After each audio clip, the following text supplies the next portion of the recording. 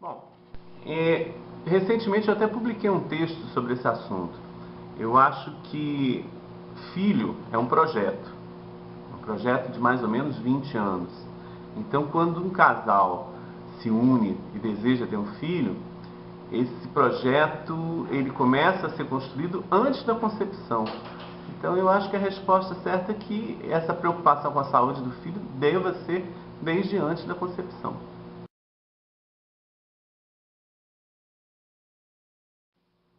Bom, foi excelente você perguntar isso. Na verdade, isso se chama progresso.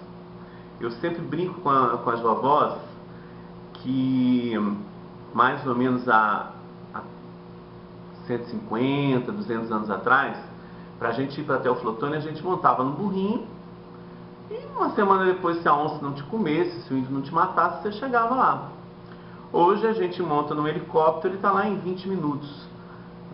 Os dois caminhos são legítimos, mas qual que a gente escolheria?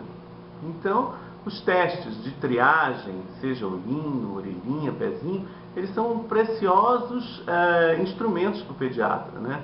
Eles antecipam problemas que você iria ver mais tarde e com um prognóstico pior para a criança. Então, são instrumentos preciosos. A gente utiliza todos eles.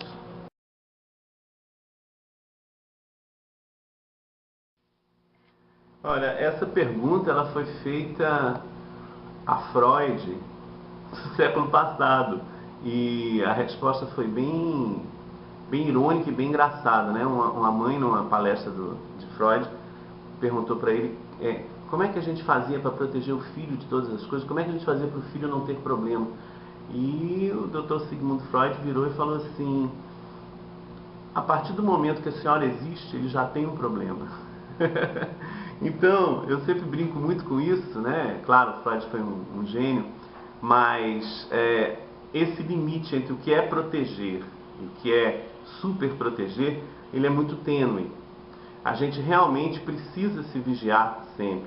A criança não pode ser privada das experiências. Há muita crítica hoje ao próprio pediatra, que às vezes tenta também proteger demais a criança, e as crianças não têm construído a sua própria história, os seus anticorpos. Então isso eu acho que deve ser uma preocupação de quem educa e um autoquestionamento, né? A gente não pode de maneira nenhuma privar a criança das experiências. Por outro lado, a casa da gente é cheia de armadilhas, né?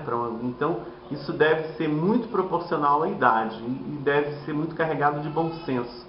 Né? Eu não tenho como deixar uma criança de 0 a 2 anos na cozinha, porque ela vai se queimar. Mas eu posso muito bem deixar a minha adolescente de 14 anos fazer um brigadeiro para o namorado. Então é uma questão de bom senso. A gente tem que construir as coisas proporcionalmente à idade e jamais tolir a liberdade deles.